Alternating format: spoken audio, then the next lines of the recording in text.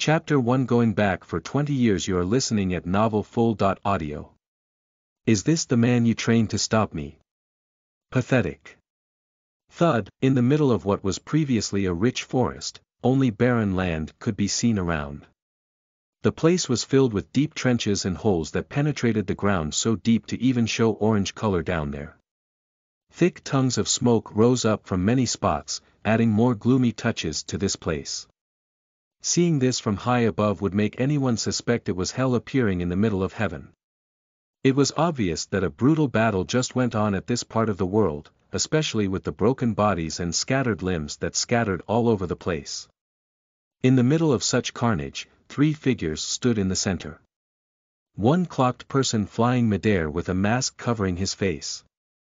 He looked cold and uncaring about how bloody and merciless the ground around was. In front of him, another man stood in midair hundreds of meters apart. This dude looked weird as he had the vibe of a ferocious beast and nine tails dancing behind him. He was a monster, one who would give scare to anyone watching him. In between the two, a broken figure of a young man laid helplessly and powerlessly at the ground. His body was hacked at many places, drenching his shattered armor with his red blood. Just with a simple wave of one of the monster's tails, the body of the heavily wounded young man was picked up, took a circle in the air before getting thrown on the ground. The tail penetrated his chest like an unstoppable spear. The giant figure of a human-like monster stood midair like a merciless god, looking like a mountain blocking the sun.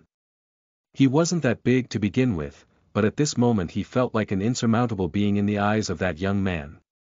How did things come to such an end?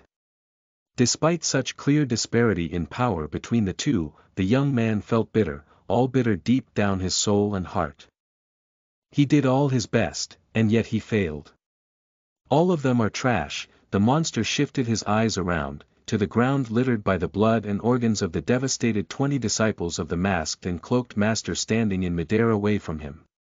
I held high expectations for our encounter, and yet this is the result. How disappointing. Don't think high of yourself, you are only a mere fox and not a god, the young man said in a weak voice, yet it was void of any surrender. Instead, it was filled with determination and defiance. You, whoosh, one tail moved and brought that young man to stop meters away from the face of that monster. At this moment, the young man could clearly see the real face of his enemy for the first time. Pale yellow skin, cracked and deformed before getting reformed again. It felt like the monster body was getting collapsed, yet at the brink of destruction it was brought back together by some sort of unknown force. Golden yellow pair of elliptical eyes, showing no signs of humanity or kindness. Unlike his face, which gave anyone the impression of being a handsome man, 9 big tails erected behind his back and danced in the air as if they contained a consciousness of their own. These tails alone made it clear that he wasn't human. One of these tails penetrated the chest of that young man and protruded from his back at a different spot from the earlier hit. This was clear evidence that this monster wasn't even kind or merciful. I never thought you bred foolish people as your disciples. The monster ignored the enraged, paled face of that young man and instead looked past the dying man's shoulders, looking in mockery at the cloaked person floating in midair.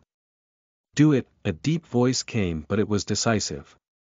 It came from the floating cloaked person, the master who witnessed his own disciples getting devastated under the brutal attacks of such an unbelievable enemy.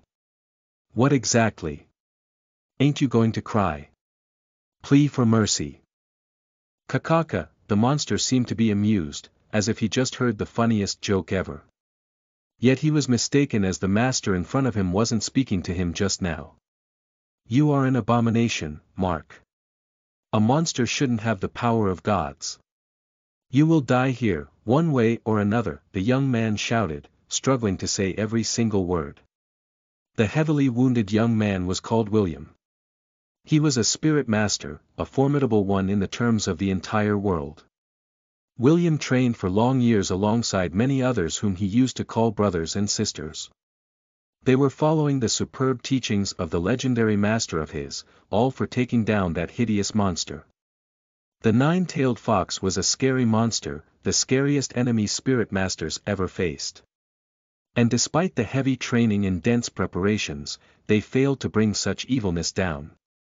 And who is going to stop me? A human like you who is half a step past the door of death. Or a worthless master like the one standing behind you and can't move a finger against me. Flash, William wanted to scream and shout, wanted to shout many things.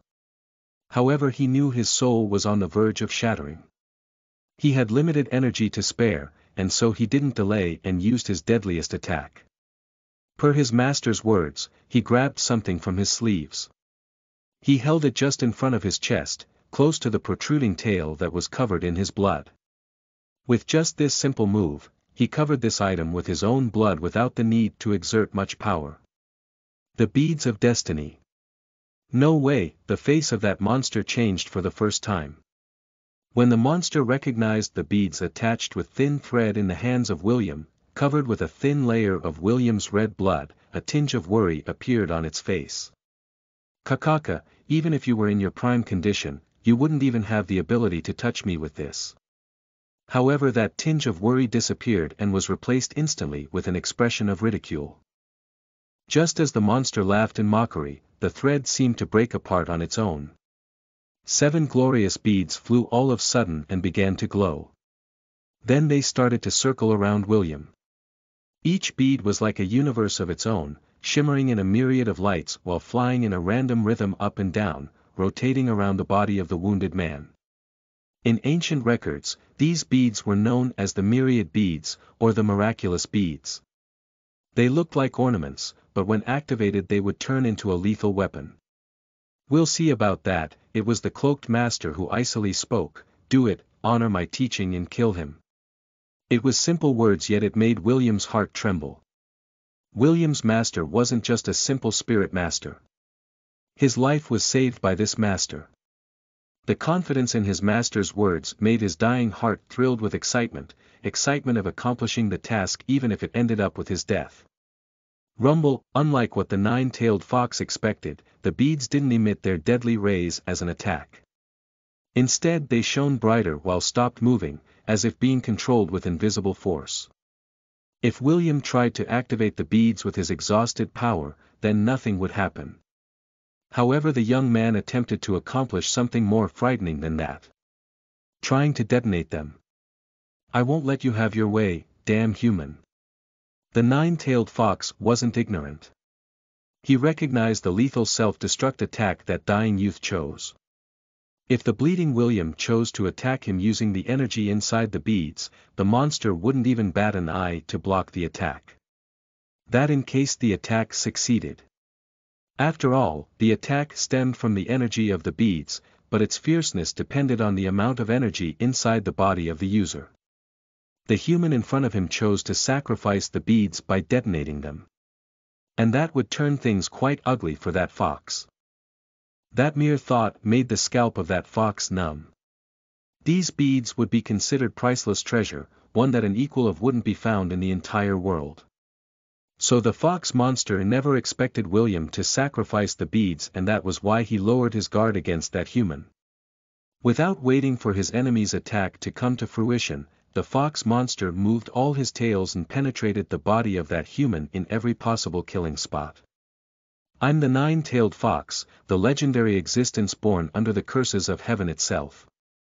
I'm the one destined to crush the barrier and become a god.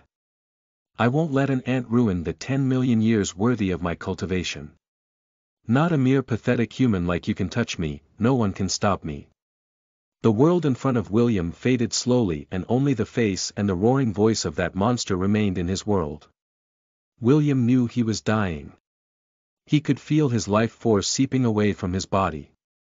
He felt his body growing cold and numb, gradually losing all control over it. William felt the world go in slow motion at this moment. He didn't feel panic or regret. He simply showed a smile. A smile of ridicule appeared on his face at this last moment of his life. "You will fail, human." Just when William was about to embrace his death, the vicious voice of that fox rang in his mind. The monster tried to toss William away, free his tails from the body of that insane spirit master. But no matter how hard he struggled, he couldn't budge a single tail an inch away. The power in the beads worked as a magnet, entrapping the two sworn enemies together in an inescapable net. I won't let you have it your way. No matter what, even if it takes me 100 times, 1,000 times, I'll kill you. Die, you bastard. William's voice wasn't loud or majestic, yet it carried a special aura of itself. Even the monster at this moment, the legendary monster who wreaked havoc and spread terror in the hearts and souls of all creatures born and lived on this world, felt tremor of fears shaking up his stone-cold heart. Boom, like a nuclear bomb, the beads smashed into each other and all together slammed onto the body of William and that fox. A massive explosion erupted, engulfing both a human and a monster inside its bright light. However, even with such an attack, the monster didn't die. It was just seriously injured. Amidst this explosion, and without anyone noticing, a big golden drop of blood fell from the severed tails of the monster and seeped deeply inside the body of William. 7 flashes of light moved in a blink of an eye and merged with William's body. Kakaka, I'm not dead yet, idiot. I'm not dead.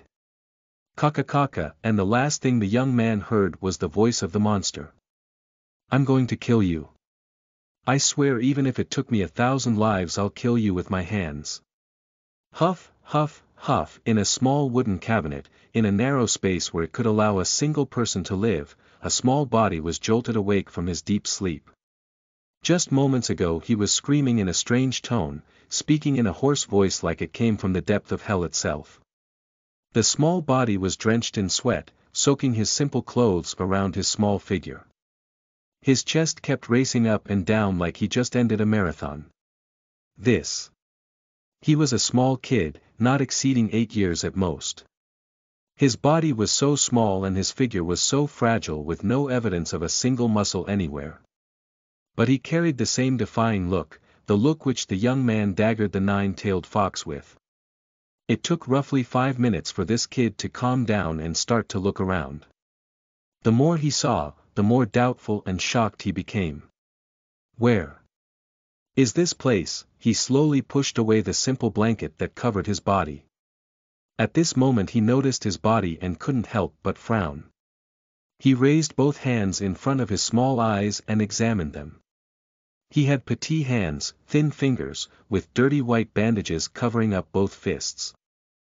He looked at his body, which was covered with simple white cloths that were made out of the cheapest kind of fabric.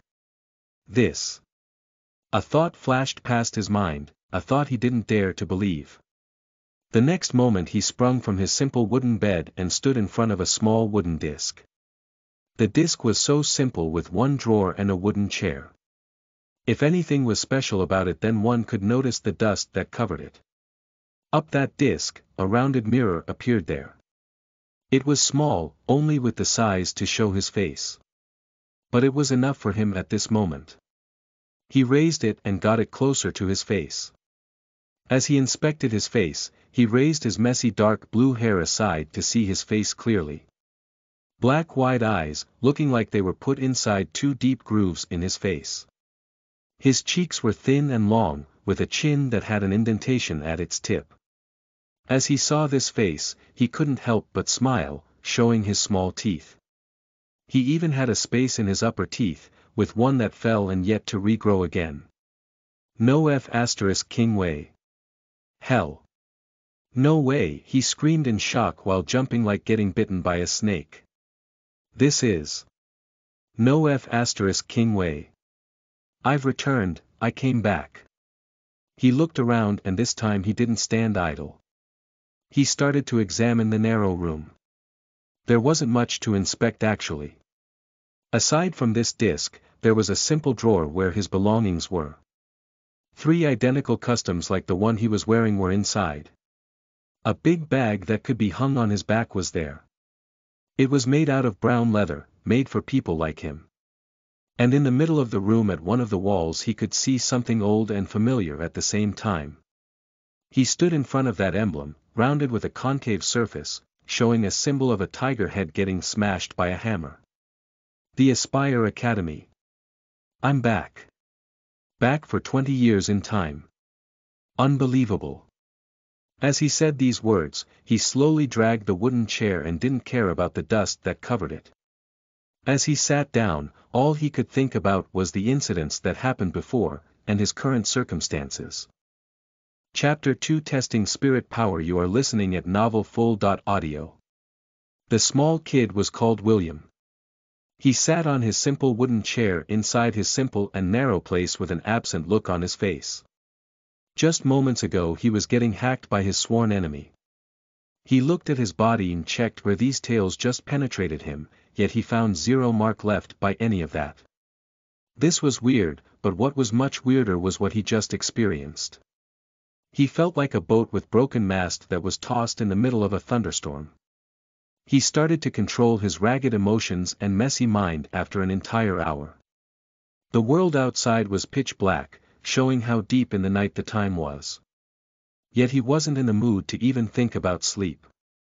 He just got resurrected, sent back in time by a mysterious power.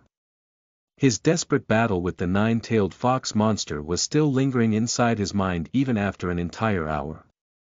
So I came back to the academy. Sigh, he took a deep breath while recalling how his past life in this academy was. William wasn't living a nice life at this point. He didn't come from a prestigious clan or a rich family to begin with. This academy was considered one of the most prestigious in the entire southern human kingdom, but he joined it as a mere porter. A porter had only one task, to help in carrying and providing all kinds of supplies to the registered formal disciples of the academy. Those kids came from wealthy families and strong clans, and he had to serve them in the daytime. It might seem like a poor life, but it wasn't that bad actually. In return for working for 8 hours every day, he could have a place of his own to live in, have little resources from the academy, and also the chance to attend classes and even get into outside expeditions. However, compared to the life that just had ended at the hands of the nine-tailed fox, he knew this wasn't the kind of life he deserved, not the life he wanted. I have to change everything. He clenched both fists and his fragile body faintly trembled. I got this chance to return the favor double to that damned fox. I can't waste a single moment, not like this. He looked outside through the only small window in this tight room. This might be called his own space to live in, but it was a useless cabinet situated on the outskirts of the academy campus. He never imagined that his last moment wish would come true. He barked in front of that fox, but it never crossed his mind, even in his wildest dreams, that he would really be sent back in time and relive his life again. As he recalled the last words he bellowed out before his death, he started to calm his mind down. I need to plan things properly, he said to himself before opening the only drawer in his desk and getting something out. It was a pure milky white crystal with a faint glistering surface. It was a known crystal in this world, known as a spirit crystal, the universal currency in this world. He didn't keep the crystal as he placed it over the desk after clearing a spot of dust. Then he took another item from the drawer. It was a thick short candle. Its outer surface was covered in irregular rounded green spots that came from the melting of the candle. It was the candle of light, a regular thing found in this world and used for clearing darkness. There was nothing else but this green material, but when touched with fire, it would burn and emit enough light to push away darkness from the room. It was made of a common ore that was found on the sides of big ore mines. It had no value other than spreading light in the middle of the night. However, William knew many uses of this material. The two items William took were considered fairly common and without much value in this world. It wasn't a surprise that a porter like him would get such kind of supplies from the academy. I recall my former strength was stagnant for a long time before the big fall, but I have to test it, he muttered before holding the spirit crystal in one hand, and the candle of light in the other hand. He used the weak spirit power inside his body to ignite the fire over the top of the candle of light, then waited. In the eyes of others, the candle would look useless to test anything. But he knew that the material of the candle was a perfect stimulator of any conductor material like the spirit crystal. Testing the spirit power in this world used different means, but to William these ways were considered rudimentary and retarded in his eyes. He planned to use a new way to test his spirit power up, a method not yet known in this world. Spirit crystals were excavated from big mines around the world. The one he had was considered of the lowest ranks. It contained a mediocre amount of spirit power, but it was enough to be used in his test. The moment the fire appeared, the entire green candle got ignited and shone with its usual faint green color. However, William's eyes were attached over the candle itself, not its light. The fire caused the entire candle to be warmed up. This material would turn into liquid once exposed to fire, just like any candle. Beads of faint green color started to be formed on top of the irregular surface of the candle. Seeing this, William leant the candle over the crystal and let these small green beads fall over the smooth surface of it. 1 bead, 5 beads, 100 beads. Once the entire surface got covered, he put the candle aside and held the spirit crystal in both hands before slowly rubbing it. The green material of the candle covered the entire surface evenly before he stopped. Whoosh. He slowly injected his own spirit power inside the crystal. The moment his spirit power touched its surface, it started to shine in faint green light before the green material started to dissipate inside the crystal and vanish like it was never there. However, his small face didn't show any reaction at all. The moment the last speck of the green material vanished, a new change occurred at the center of the spirit crystal. A flash of light appeared shyly before it started to evolve. William kept injecting his energy inside the crystal until the changes stopped and a clear scene appeared in front of his eyes. He raised the crystal closer and examined the pattern and color inside the crystal. Faint white, 12 dots only. So this was my strength back then. Sigh, he said in a melancholic tone. 12 spirit points, not even close to being considered a spirit master. He didn't know if he should cry or laugh at such a result. If anyone came back in time to his younger self and told him that his destiny would change and become a mighty spirit master in the next 20 years, he would call this man a lunatic. Chapter 3 Spirit Masters Holy Triad. You are listening at novelfull.audio. William knew that his fate would change. After all, he was the one who experienced all this. My spirit was still in the mud phase. I still have a long way ahead of me. He put the crystal back on the desk before tapping on the surface with his fingers, lost in deep thoughts. If anyone saw him at this moment, he would never believe this kid was only 8 years old. Either his expression, the way he seated, the strange rhythmic knocking on the desk, or even the determined gaze that came from his eyes. Everything gave the impression of an experienced person in life, an adult and not a kid. That was expected.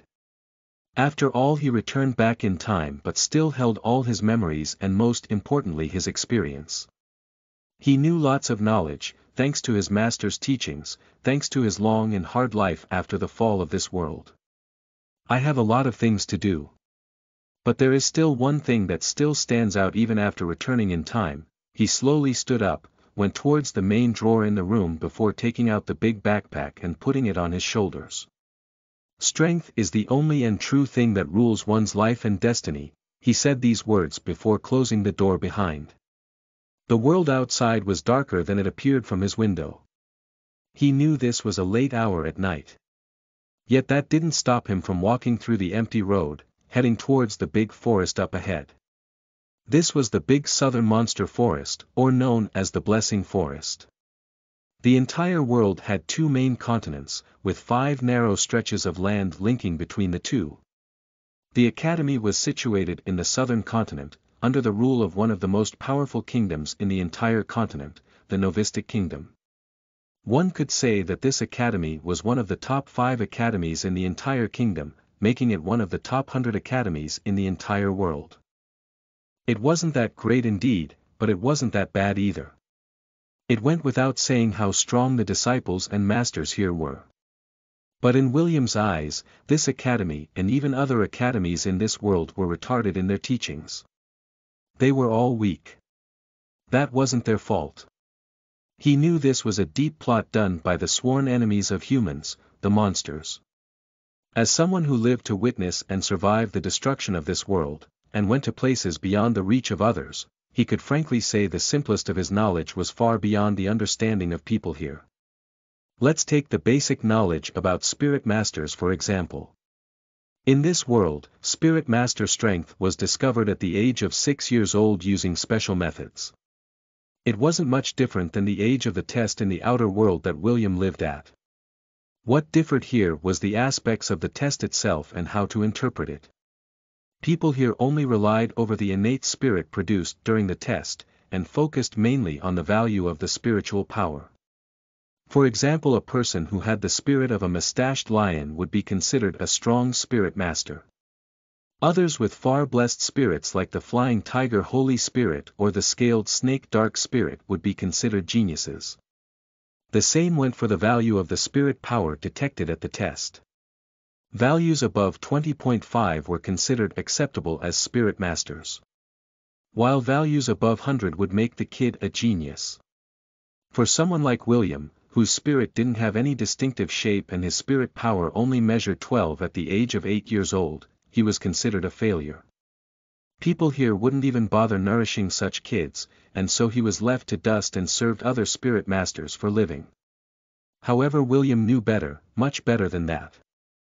These starting points might be a good factor in determining future strength, but they weren't the only factors. From the life he lived outside this world, he knew the true spirit master world had 3 keystones in assessing any spirit master potential, known as the spirit master's holy triad. These were spirit power, spirit purity, and spirit training technique, or cultivation manual in other sayings. What mattered wasn't the starting point for any spirit master, but what the spirit master did after that point. For example, the second holy triad cornerstone, spirit purity, was considered a life-changing concept in William's life. Spirit purity aspect was built over a concept that any human was a spirit master, having a spirit of his own with different impurities. Cleansing these impurities would unlock the true potential of any human, turning a loser and a failure like William into a real powerhouse and true hegemony in the world of spirit masters. Yet it was easier said than done. To cleanse one's spirit, one had to do many things on a regular basis, best to be as a daily routine. And the trickiest part was that he needed to link this with a good spirit training technique, plus raising his spirit power constantly. It was all-rounded effort, but William wasn't worried about doing that. After all, he did such things when he exceeded the age of 17. In other words, even when it was considered impossible by the standards of the true spirit world outside, he still had done it. And it was all thanks to his master. So how could he doubt his abilities to repeat what he previously did at the current age of 8? I need to get money first. He knew the biggest obstacle in his plan was money. He came from a poor family, so he had no one to depend on but himself. To get money he needed to go to the forest and hunt down monsters. Normal monsters were strong enough to kill someone powerless like him. But he wasn't out of options. The Blessing Forest was one of the largest forests in the entire world. It spanned across the borders of many kingdoms, with over a dozen of academies sharing their activities inside this forest. It would be logical for the academy to control the access to the forest, especially if it could turn someone like William into a rich and strong person. But the academy didn't restrict access to the forest at all, and it wasn't the sole academy in doing so. After all, if weak people like porters, like William, decided to go inside the forest, then they should be responsible for their lives there. The forest wasn't a nice place to spend time at. Death was drooling at each corner. One could lose his life easily. So what was the point in restricting access to the forest? The only restriction would be for outsiders to go through the areas controlled by the academy. As William was part of the academy, he found the main route towards the forest easily and started walking further ahead. Midway he took out his backpack and examined its content. The bag only had 3 things: an iron sword that had rust over parts of its edge, a bottle of water, and a small piece of ore that was used as a signal flare for help. William's bag didn't contain anything else. After all, porters would deliver everything they salvaged to the disciples they were serving at the end of the day. If William would describe his current equipment, he would say this was the worst gear he ever had in his life. Even if he considered this as his second worst situation in his life, he couldn't find any situation to come first. Chapter 4 Meeting Troublemakers. You are listening at novelfull.audio. William wasn't dejected by this. He took the sword and hung the bag over his shoulders. Just before he could take a single step forward, his path was blocked by a group of people coming from the opposite side.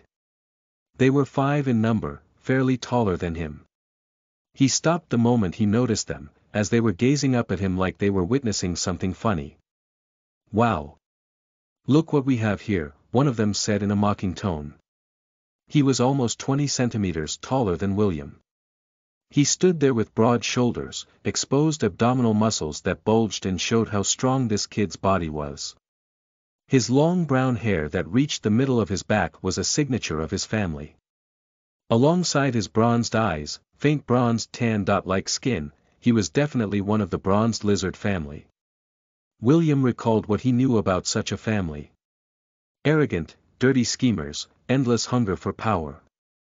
All of these negative remarks surfaced in his mind the moment he recognized this youth's family. They were one of the strongest families in the academy in the kingdom, famous for their abuse and tyranny all over the place. Even William recalled he got mistreated and harassed on more than one occasion under the hands of this family's kids. Recalling all this looked like an old dream he experienced, but it still made his blood boil. "Young master, he is a porter, a useless kid among herds of others our academy showed empathy towards," another kid said, with his similar characteristic features like that young master. When William heard the title that kid just said, he knew he met one of the badass guys in the academy. He was Guanin, considered a prodigy in the entire academy from the age of 6. And he was known to be one of the big bullies all over the academy. He had such racist opinion towards anyone coming from weak or poor families and clans like William. In Guanin's eyes, not everyone was worthy to waste resources upon. In his opinion, people like William should be slaves, not treated equally like himself. "Scram," Guanin said in his usual arrogant tone, "people like you shall sleep early to wake up fresh and ready to serve people like me." William clenched the hilt of his sword with a calm heart. Someone like Guanin couldn't even stir up a speck of worry inside his heart. In William's eyes, Guanin was such a loser, a spoiled kid who got everything spoon-fed to him since his birth. He didn't work hard to get what others craved for, not worthy for even a single thing of what he had right now. However, William didn't lose his head, the difference in strength at this moment was immense.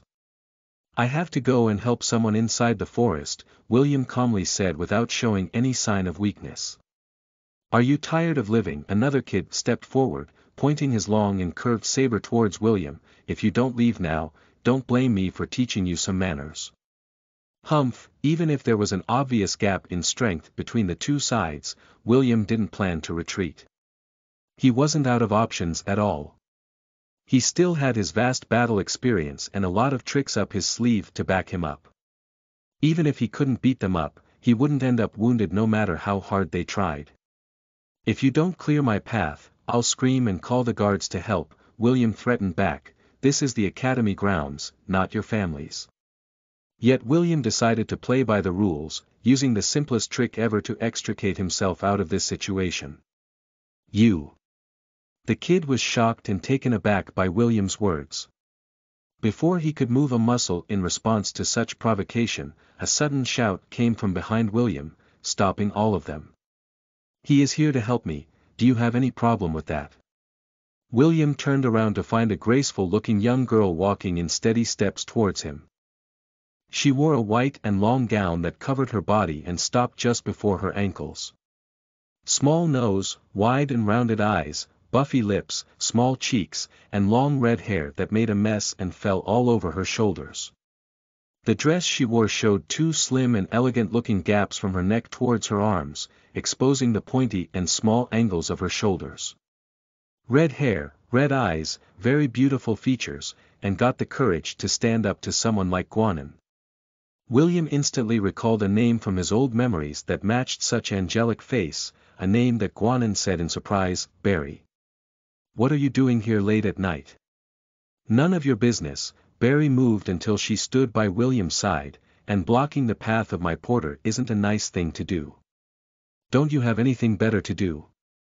Humph, says the one stuck at 90.9 spirit power for years now. Guanin showed a look of disdain over his face. If not for your father, I won't even have shown you any face.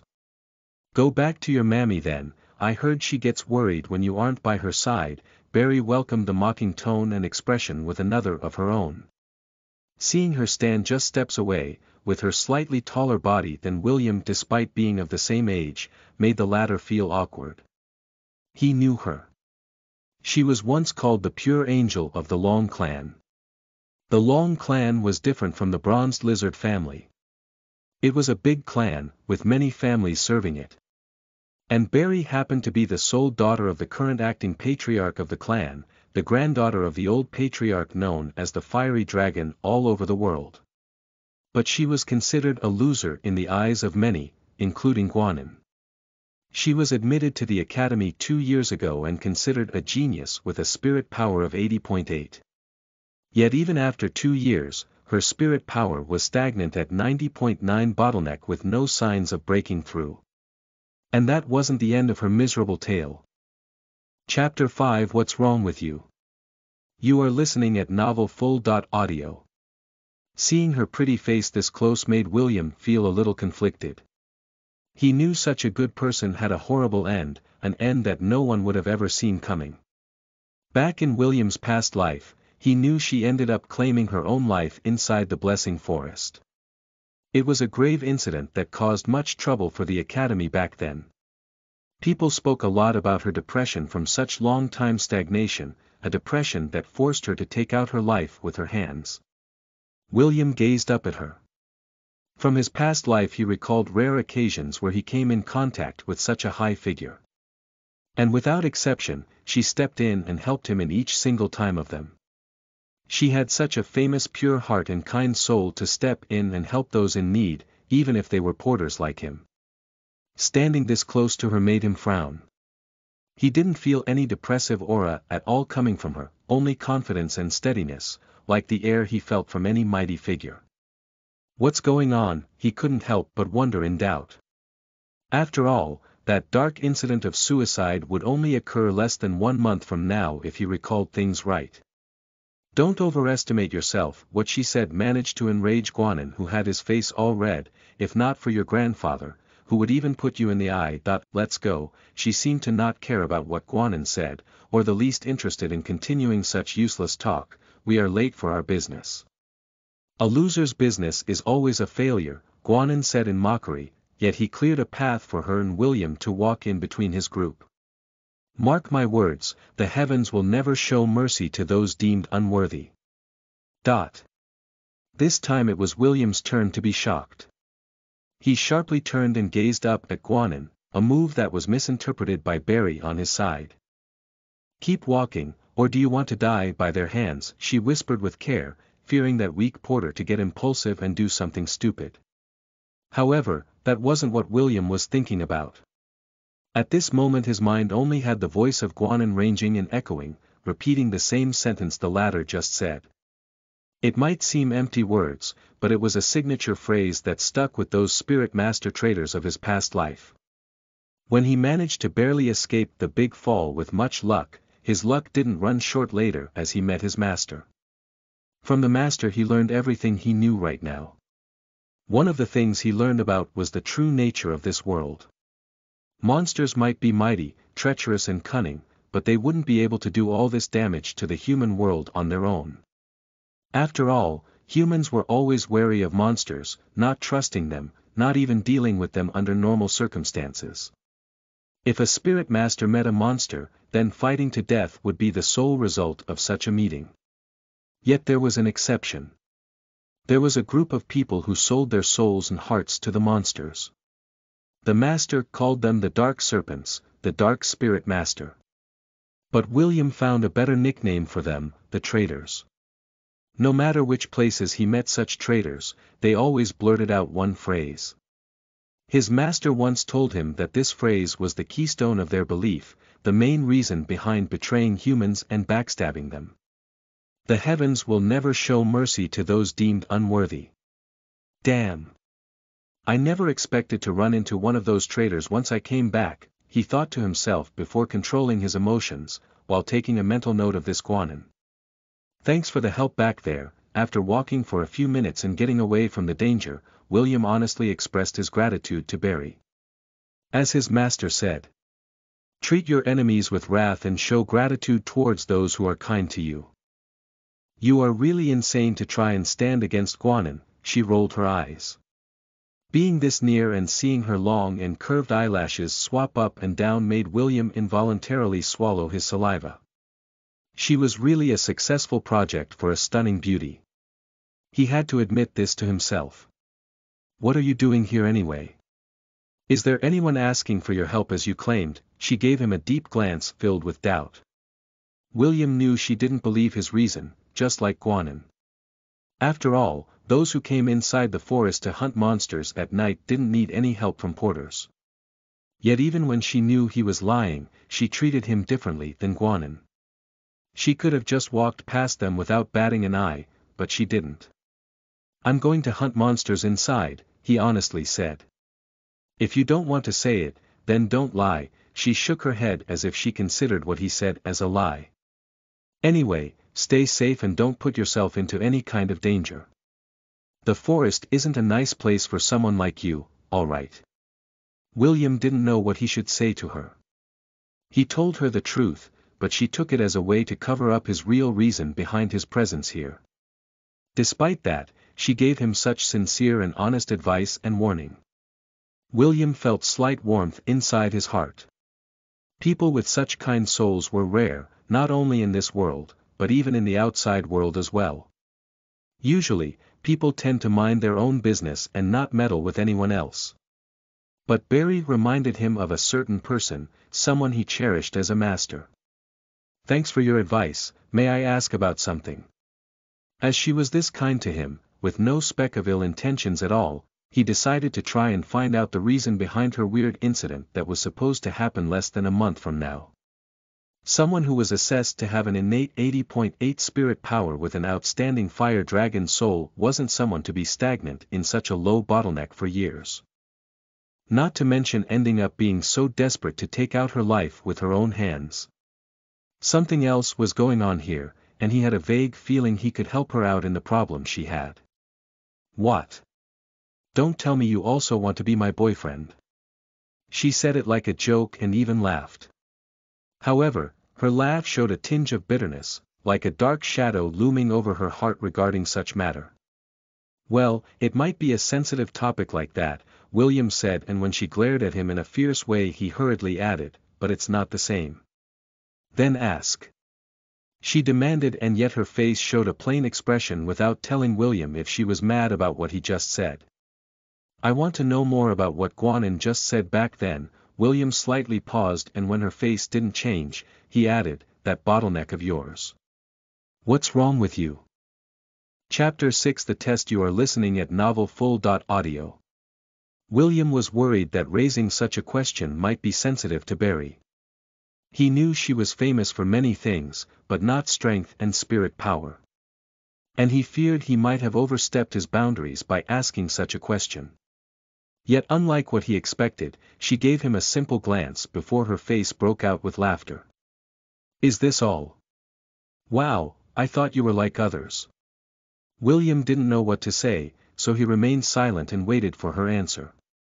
It's not a secret anyway, she shrugged and continued with an apparently fake good mood. I don't know what went wrong, but no matter what I tried, my spirit power never increased an inch no matter what I do.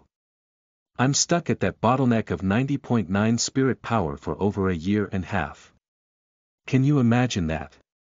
Even my dad asked for all physicians to inspect my case, believing I was poisoned by our enemies. Can you believe that? Her true self was a surprise to William. She was cheerful and glowing even when speaking about a matter that would crush anyone. She was far, far away from the depressed Barry he always heard stories about. If he suspected it before, now he was sure about it. Such a radiant girl would never take her life in less than a month. Can I ask you for another thing? As he confirmed his earlier hunch, he decided to try and see what was wrong with her. What? Do you want to try your luck and get that rich reward like many others? She lightly said, but William's expression didn't change. He really decided to help her. I just know of a method. It's an ancient one, that I once learned back when I was in my family. He gave such a white lie to cover up any misunderstanding that might happen later. Do you have a spirit crystal and candle of light with you? She didn't say anything and simply touched a bracelet on her right wrist. The eyes of William instantly recognized that extremely valuable storage item, which was considered pricey in the spirit world, very pricey for someone like him. Here, she took dozens of crystals and candles out and handed them over to William as if they were dirt. Are they enough? Wow, I only need one from each. He randomly selected one crystal and one candle and waited for her to store the rest away. But unlike what he expected, she didn't retreat her hands. Just take them, she said with her kind nature. I know porters never had any items or supplies with them. I don't know what brought you here in this late hour, but these candles can help in saving your life. Her kind words and care touched his heart. He looked at her in appreciation while realizing that she wouldn't budge if he rejected. So, he simply accepted them. Thanks, he said while storing everything inside his bag. Now I want you to do as I say. The method to test the person's spirit must be done by that person. So, he gave back the crystal and candle and explained what she had to do. She listened with an expression that told him that she took this as an amusement experiment. She didn't hold any hopes for what he wanted to do, mistaking that as a way for him to stay by her side for a much longer, mostly for protection and little for admiration. Being such a beautiful young lady made her the center of attention not only in her class, but in many higher classes. Not to mention her strong and wealthy background that made many seek after her. Rub it evenly, yes, like that. William didn't stand idle and kept guiding her through the entire process. Before the green material covered the glistening surface of the crystal, inject your spirit power inside the crystal. Then what? As a little girl waiting for a magic trick, she asked. Keep pouring out your spirit power until I say stop. William didn't know if he should laugh or cry at this moment. But he kept instructing her and waited on the side for the result of this simple test of hers. He already was aware of her spirit type. She had a fire dragon spirit as a direct descendant of her clan. The moment she injected her spirit power inside the crystal, the green matter vanished, and a change occurred in the center of the crystal. Unlike what William experienced, she had 90.9 white dots shimmering in the center of the crystal. However, that wasn't what caught his eyes and made them even open wide. Wow! There are strange lights inside. Barry never expected this play to turn out to be this fun, but what are these beautiful lights in there? Red and golden. She raised her head in confusion and interest, to be met with the shocked expression over William's face. What's wrong? As she saw his face, she knew something was off. Although she loved the scene inside the crystal, feeling a strange intimacy with those lights hovering around its center, she only felt anxious when looking at William. No wonder. No wonder you couldn't break through before. And when she waited for him to say something funny and amusing, he said something that made her heart clench. The tone, the attitude, and the expression over William's face told her that he knew what he was speaking about and not simply making it up.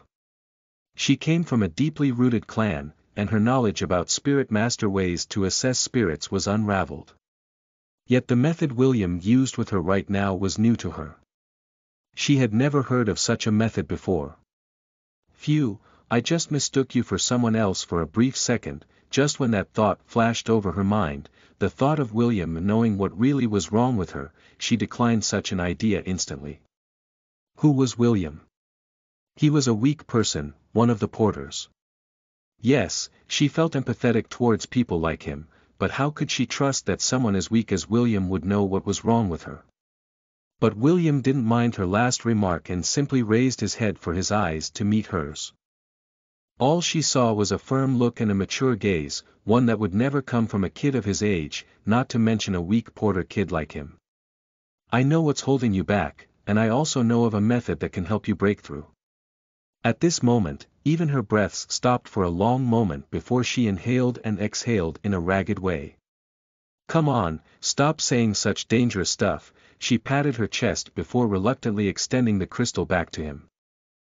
Chapter 7 The Crux of the Problem. You are listening at novelfull.audio.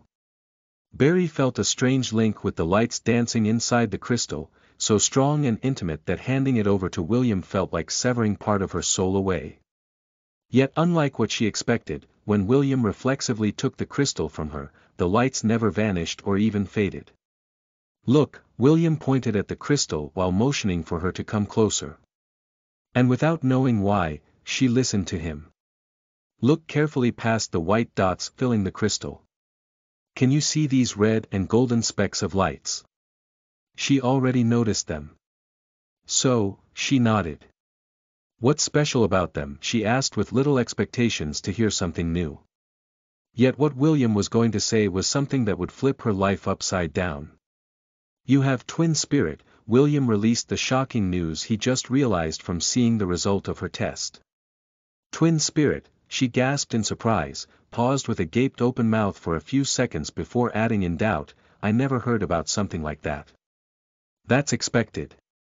After all, anyone with a twin spirit would face a deadly encounter when reaching the 90.9 bottleneck, just like you. Deadly. Did you say deadly? Her face turned ashen white at this moment. She didn't know why, but she started to lose all the doubt towards what William was saying, as if she was listening to a Grand Master's wise words. It's not that deadly for now, at least if you didn't force a breakthrough, he said while in his mind, the old incident became fishier. A spirit master coming from such a grand clan with a twin spirit. How come her death from his past life be this simple? Eddie, I'll save you, he decided in determination. According to his master's instructions from before, he had to repay kindness with generosity. Plus, he hated to owe anyone favors, not in his past life and for sure not in this life. She helped him, not just today but many times before. He considered his help now as a way to repay all his debts towards her. Then, what shall I do now? She asked while feeling relieved that she wasn't in any danger, not anytime soon at least. And what does this twin spirit even mean? You know we are born with a spirit that we can train.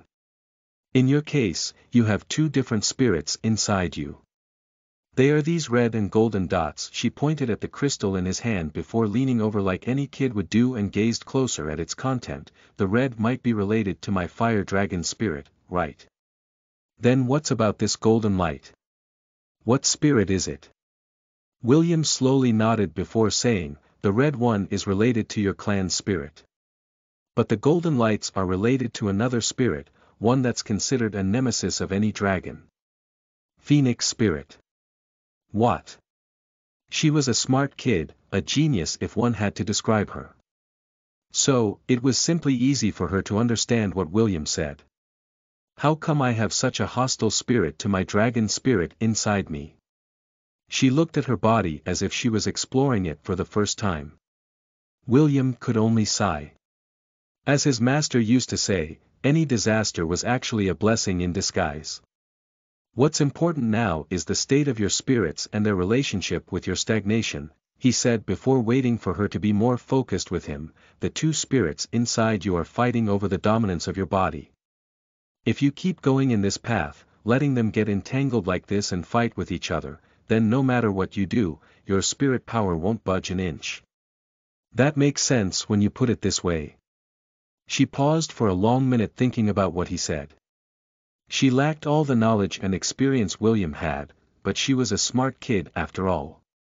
With the simple explanation of William, she realized the issue she had, and knew the reason behind her own problem. What shall I do then? Her eyes suddenly sparkled as she recalled something William said. You said you can fix it, right? Her voice carried immense expectation. She might act tough, uncaring for her current situation. She even joked about it, treating this disaster lightly as if she wasn't bothered by it. Even when she saw her father panicking over her condition, she treated it as a funny situation. But deep down her heart she knew she wasn't feeling this way. She never felt cool toward such stagnation, no one would be cool in such a position. She resorted to jokes when she failed to deal with the real problem.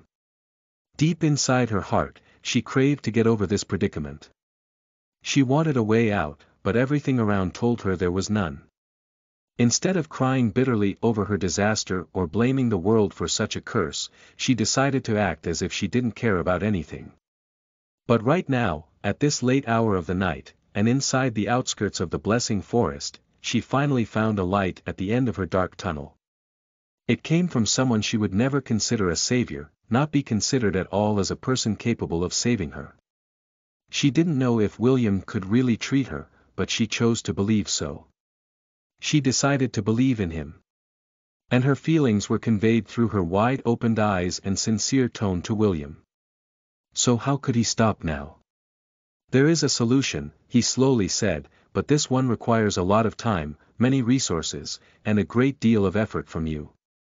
I'll do anything, she said in a totally different demeanor than before, I'm willing to do anything to solve it. As for your reward. She paused. She didn't pause out of being stingy, but because at this moment, her emotions overwhelmed her. She resisted the urge to let her tears pour out through her eyes. If someone ever managed to treat her condition, then she was willing to become even his wife and lover. That was a secret pledge she made a long time ago. Wealth. Resources. Power. No matter what William wanted, she would give it to him. Even if he asked for her body, soul, and heart, she would also agree. Don't talk about rewards for now, but William wasn't such an opportunistic person, not the kind of person she thought her savior would be. I'm doing this to help you as my friend. Since when was there such a thing between friends? Chapter 8 A Third Spirit. You are listening at novelfull.audio. But just stop mentioning rewards and it will be fine. William stopped her from saying anything else. Now let's talk about what we shall do about your problem. She watched him bringing up the crystal closer from his eyes as if he was examining something inside with interest. She knew if she pushed the matter of the reward further, he wouldn't agree. But that didn't mean she would resign to his words.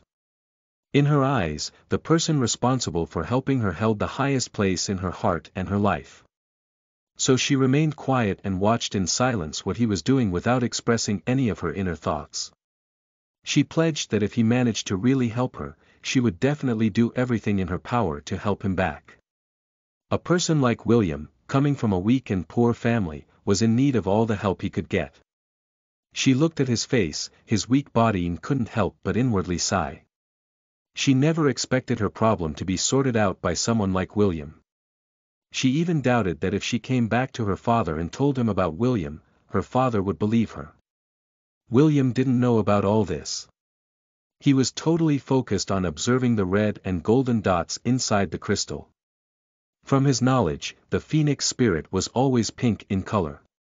That spirit might hold a degree of redness in it, but it wasn't that golden. The reason he recognized the phoenix spirit here was the famous mark of the phoenix spirit. He wouldn't tell Barry this, but in his eyes, he wasn't seeing dots but a general pattern the dots were taking as a shape inside the crystal. There was a dragon spirit pattern side by side with the phoenix pattern. But what were these golden dots then? There was no pattern at all in that gold light, making him more confused. When he closely observed for the next 5 minutes, he finally realized what was going on. Damn, he couldn't prevent himself from cursing out loud when he reached such a crazy conclusion. What? What is it? Is it bad? Is it this bad? Am I going to die? As a normal girl of her age, she was quite impatient to jump to conclusions. She mistook his reaction for discovering something bad. It was something big indeed, but not bad at all. William glanced at her without knowing what he should say. For a second, he felt envious towards her. A girl in her age having, not only a twin spirit, but also such an extremely rare and precious opportunity.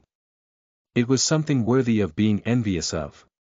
It's a good thing, he finally got over his shock. You are really blessed with luck.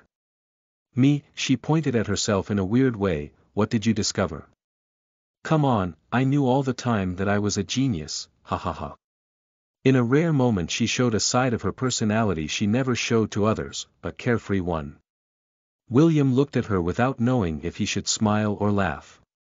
Your two spirits aren't fighting only for dominance, but for unknown reason they are merging together, he said before pointing at the crystal in his hand as he added, come, do you see these red and faint red dots in the middle of the golden tornado? The golden dots were surrounding the red ones in a shape that he decided to call a tornado for now. As for the red dots, when he looked closer, he discovered they weren't of the same origin. After all, he was looking for the place of the phoenix spirit in this mess and finally found it. He was previously wrong when he considered the red dots to be only a dragon spirit. Half were dark red, while others were slightly fainter. Without looking closer and examining it with great attention, one would simply miss that. But who was Barry? She was a girl. And girls had such innate talent to recognize colors, not like boys. Yes, there are definitely two different types of red colors there. She only took one single closer look before raising her head away. Are these the two spirits I have?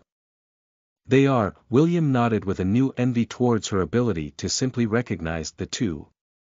Then, what about these golden specks of light? They are the result of the merge, a totally new spirit, William said in pure envy. A third spirit, but unlike what he expected, she was surprised for a different reason. I have 3 types of spirits inside my body. Wow. William didn't know how his master would react if she was here. There are 3 spirits for now, but in the future only one spirit will remain. William paused as he tried to simplify things over to her. Consider it a spirit mutation. Yes, it's like that. Oh, so I have to wait until the two are finally merged together. She was smart enough to realize this point by herself. We can't do that, but unlike what she expected, William shook his head in decline. If we left them to continue fighting and merging, not only will they damage your body, but they will also harm your spirit channels and meridians. Spirit. What? As he slipped off and said something of his vast knowledge in such a casual way, she couldn't help but ask. Never mind it for now, he hurriedly corrected his slip of tongue. Now we need to deal with this process and try to control it in a better way. Once we make the two spirits more compatible with each other, you'll break through. Compatible. Barry frowned as she was lost in deep thought, but aren't dragons and phoenixes like fire and water? How can we make these two hostile spirits compatible with each other? William wasn't surprised by her way of thinking. After all, this world was rudimentary in its knowledge regarding spirits and spirit masters. Chapter 9 Your manual is broken. You are listening at novelfull.audio. What I meant wasn't to alter the nature of the two spirits. Not only is it impossible, but it will also harm you instead. We don't need to care about their relationship, after all they are merging together. She realized what he wanted to say. Then how can we make them more compatible? Yet this answer of his didn't explain what he said earlier. It's simple, your spirit power was only directed towards one spirit of the two. Your dragon spirit. For now, it might be considered as your dominant spirit. That's right, my family's spirit is tyrannical, ha ha ha. Again she showed that side of her personality. It won't work this way. He resisted the urge to hit her on the back of her head, as what his master used to behave when he said or did something stupid. We need to make the two spirits equal in spirit power so the first phase of the merge will succeed and you'll break through. I got it. This time her eyes flashed with realization, but how can I do that? No matter how I trained, I couldn't break through. Not with me around. William knew if he had to thoroughly explain things to her then an entire day and night wouldn't be enough. And she wouldn't get what he wanted to do in the end. Let me see your training manuscript. Here. Asking someone from another family or clan about their training manuals was a taboo in the spirit world. Training manuals were considered as secrets, grave secrets that shouldn't be exposed to anyone who was an outsider. But at this moment, Barry had no speck of doubt towards William. She was even willing to give him her body and heart. What was the value of a small piece of paper and a training manuscript compared with that? On the other hand, William was astonished by her smooth approval and compliance. He imagined she would resist, throw tons of questions over his head or even directly refuse. He even prepared a long list of excuses to convince her to do so. "Aren't you afraid I might steal it?" He expressed his own astonishment by asking so. "What's there to be afraid of?" Yet she simply shrugged and didn't even budge her extended hand towards him. "You are genuinely trying to help me here. I'll do whatever you ask me for, not only for now but from this moment onwards." Tisk, William knew she was stubborn to be reasoned with. She was still clutched with that reward thing in her mind, and now he realized she might have made a decision about how to reward him. He wasn't someone to refuse anything good, but not in return for paying his old debts with her. She was the first to show kindness to him, but she didn't know about that part of his past life. Alright, so he accepted the paper and started to read its content. In the span of a minute, he finally read through everything that the training manual contained. And he couldn't help but inwardly sigh. The training manuscripts of this world are really out of date. Not to mention this one is messing up many key points to make the spirit master training in it break through the barrier. The script in his hand should have come from the direct house of Barry's mighty clan. If even such a strong and big clan had a broken manuscript as their top training manual, then it would express how bad the situation in this world was. William didn't train before in this world. He embarked on the path of cultivation after leaving this world. So, his knowledge about the training manuals here was close to zero. The manual he received from Barry was just doing many things wrongly, just to enable the spirit master to wield great power without the ability to better control it.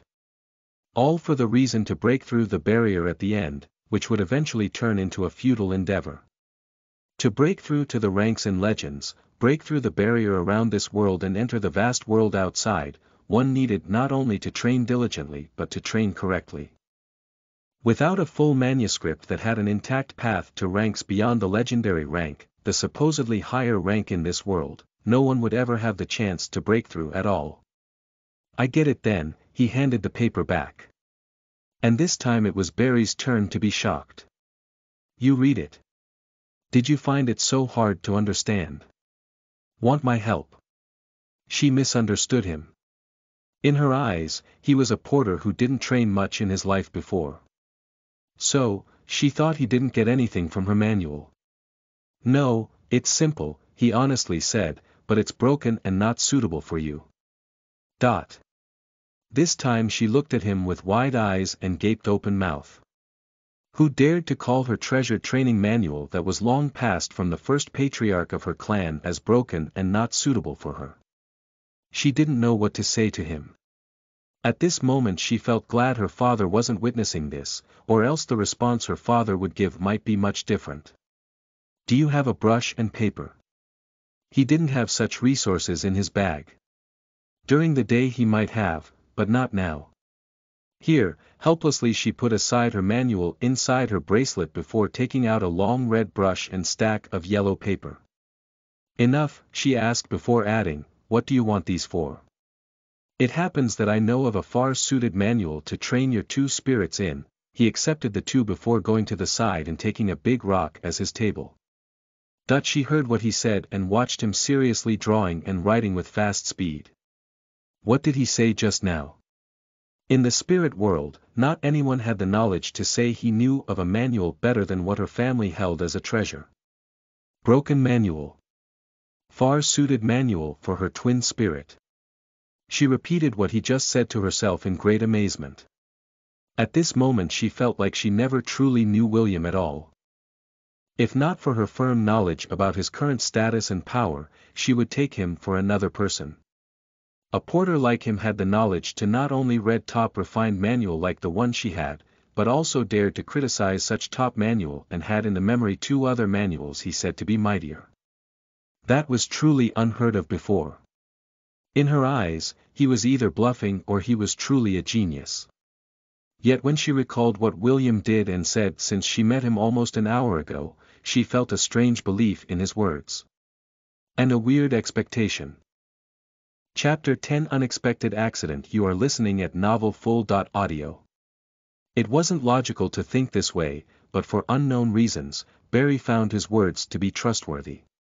Besides, she would see what he was claiming as a better manual than what she owned.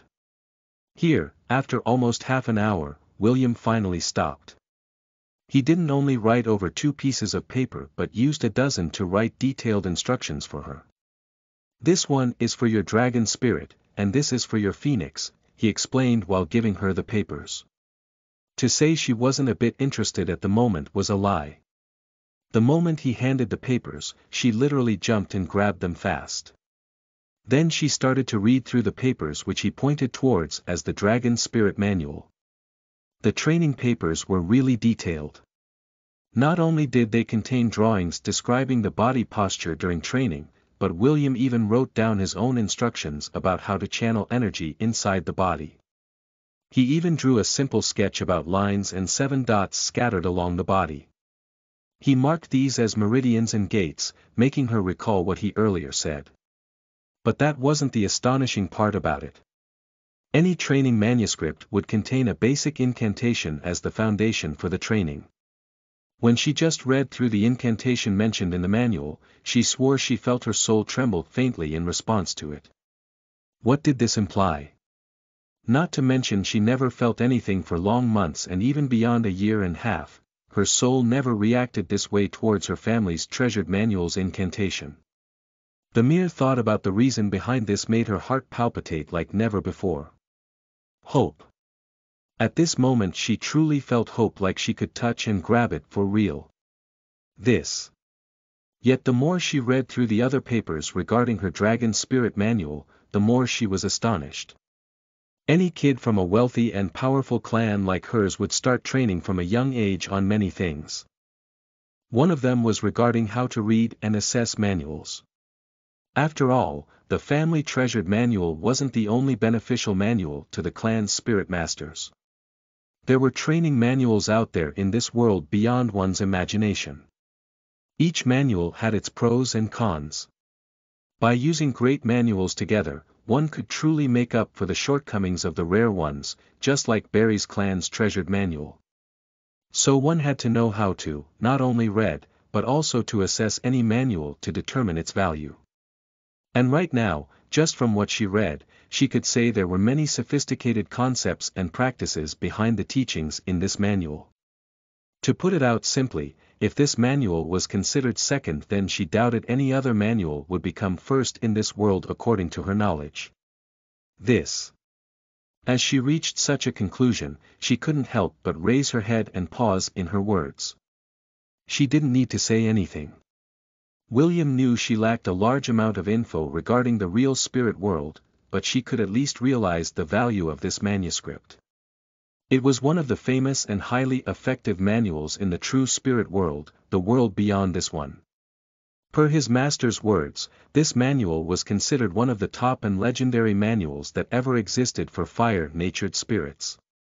Yes, it wasn't a manual solely directed towards dragons. After all, William was attentive to this point. Despite Barry having a dragon-based soul at the moment, she also had a phoenix spirit. One of the reasons that led to her current stagnation was the damage her family's useless manual did to her other spirit. Not to mention her 2 spirits were merging together. So in the future she would end up with a totally different spirit than the dragon or phoenix. He didn't know what kind of spirit she would finally have, but it would definitely be related to fire. After all, the common thing between dragons and phoenixes was their strong affinity with fire. Check the other one. William diverted her attention towards the other manual. You shouldn't try and train your dragon spirit for now. Let's first focus on nourishing your phoenix spirit before doing anything else. Okay. Like an obedient girl, she nodded. She wanted to ask more about the source he gained such a precious manual from, even ask how come someone who casually took out such a manual could be in such a lousy state. William knew she wanted to speak about this, but he had no answer for such questions at this moment. His current situation might be best described as a loser, but he planned to change all of this in the near future. So instead of struggling to explain, he simply diverted her attention away. But he never expected her to be more shocked when seeing the other manual. That one was a pure Phoenix spirit training manual. If William decided to make the first manual the one which would continue with her for her entire life, then the other manual was dedicated to solving the impending twin spirit problem. It went without saying that out of Barry's twin spirits, one was acting rampant and the other was getting suppressed. If Barry trained only in the legendary fire manual, only her dragon spirit would benefit from it. So, the other manual was meant to create a balance, to make the Phoenix spirit stronger. The moment Barry started to read through it, she first read the incantation written there. She was eager to feel that long-missed feeling of stirring up her soul again. And when she did that, something huge happened. *T. William totally missed this point. He never thought that the long-suppressed Phoenix spirit would react in such a way just by reading the incantation. Things happened so fast. The moment Barry read the incantation, a faint red light, might be described as pink-colored light, emerged and took control over her body. Her hair, her pair of eyes, and even her skin changed color at this moment to become faint red. The Phoenix spirit reacted instantly to the incantation and started to absorb the spirit power from nature like crazy. Damn. What shall I do now? In such an unexpected situation, William didn't know if he should laugh or cry. His master once told him that training didn't only depend on the manuals or the spirits, but the state one's spirit, mind, and heart was in.